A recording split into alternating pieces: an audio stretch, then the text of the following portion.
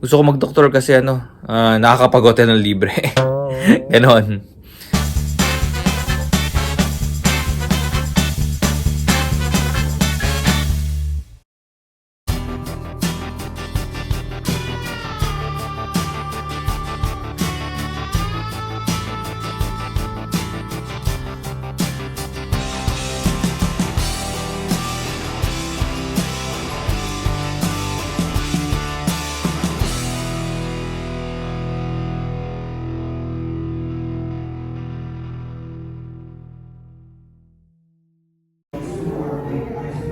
Time. What's up mga gala? Kim Carlos. Dito ako ngayon sa EDSA Siang. Room tour muna tayo.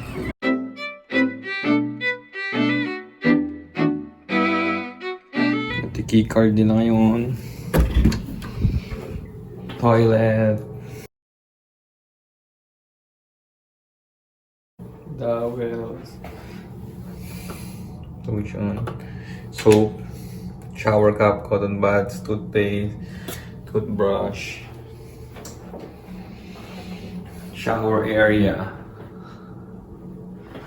Nandun ang bath gel, conditioner, and shampoo. So iba pala natuturo ko sa video, sa actual. Dito naman. Yan. Laundry bag. Tsaka safe. Dito kabayo. Kabayo. Plancha. Tsaka pamplancha. Then itong slippers, bathrobe.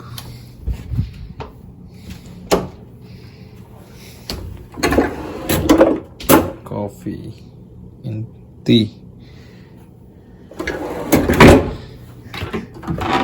Dito naman ang ref.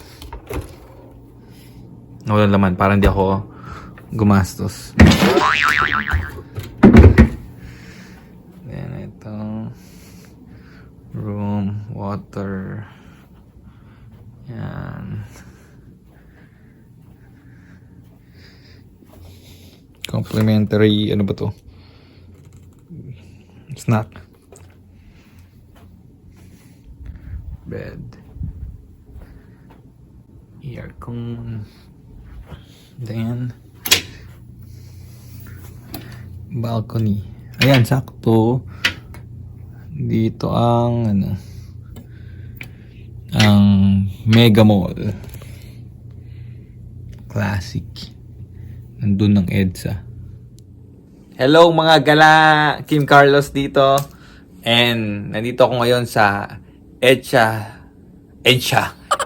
Shangri-La sa Mandaluyong. Isa sa mga 5-star hotel, and bibigyan ko lang kayo ng sneak peek or preview dito sa sa EDSA Siang. So makikita nyo dito yung room tour, tsaka titingnan natin, visit din natin yung pool area, tsaka ano pa ba yung mga usual kong ginagawa sa hotel. Room tour, yung lobby area, tsaka pool, and yung breakfast buffet sa Hit. Yung sikat na sikat dito. Pero bago yon, magkwento lang ako regarding dito sa EDSA Siang, kasi may kwento ako dyan. Sa mga followers ko, subscribers ko na hindi alam na na doctor. So yun na po, sinabi ko na. Bukod sa pagiging travel vlogger, isa po akong doktor, medical doctor, na pag tinatanong kung bakit ako nag-doktor, isa sa mga kwento ko etong EDSA Shangri-La. Kasi nung mga bata kami, yung father ko kasi doctor din, internal medicine, internist, na madalas na susponsoran sa mga hotels para umattend ng mga conventions. So ngayon, currently, ako naman yon. Pero nung bata kami magkakapatid, lagi kami dinadala ng parents namin dito sa sa mga hotel, especially ang naalala ko ang EDSA Shangri-La, kasi doon kami madalas. Dito, pag pinagdadala kami nila, ang mangyayari, magko-convention si daddy, tapos kami naman mga bata, maglalaro dun sa pool or magsiswimming dun sa swimming pool. So, halos lahat ng hotel, ginagawa namin yun. Pero ito sa mga, madalas at una naming mga hotel na pinuntahan. Kaya, very memorable. At yun yung sinasabi ko sa, pag tinatanong ako sa mga tao kung paano ko naisip na mag-doktor. Lagi ko sinasabi na, gusto ko mag-doktor kasi nakakapag-hotel ng libre. Ganon. Pero hindi ko alam na ganun pala kahirap siya. Nung mismong nag-medicine ako, na ang hirap pala mag-doktor, ang daming pinag-aaralan. Dati, hindi naman ako mahilig magbasa ng libro, tulad nung college. Tapos, sa medicine, wala, mapipilitan ka talaga. Tapos, yun. Hanggang eventually, hindi pala rin lahat ng doktor is na sponsoran ng ganito. Kasi, may iba-ibang mga specialty.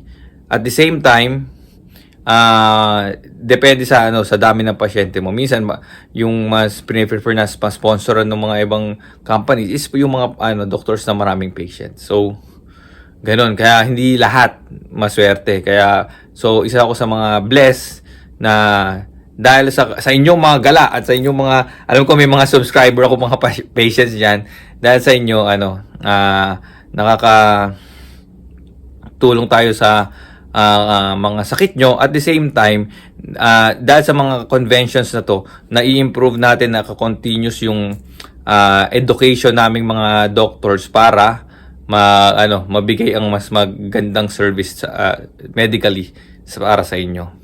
So yun lang, yung kwento ko. So enjoy the rest of the video. Mga gala!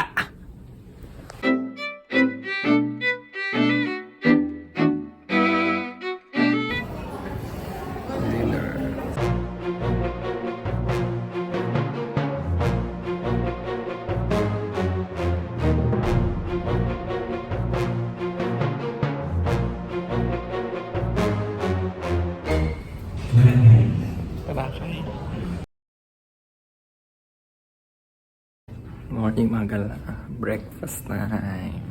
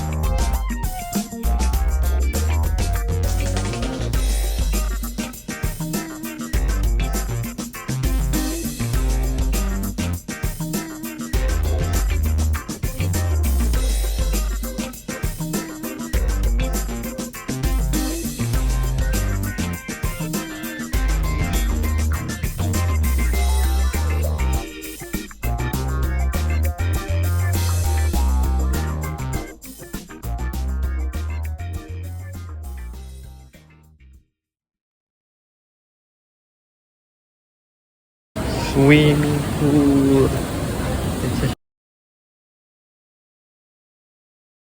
Good morning. I'm Dr. King Benedict Carlos from Malolos, Bulacan.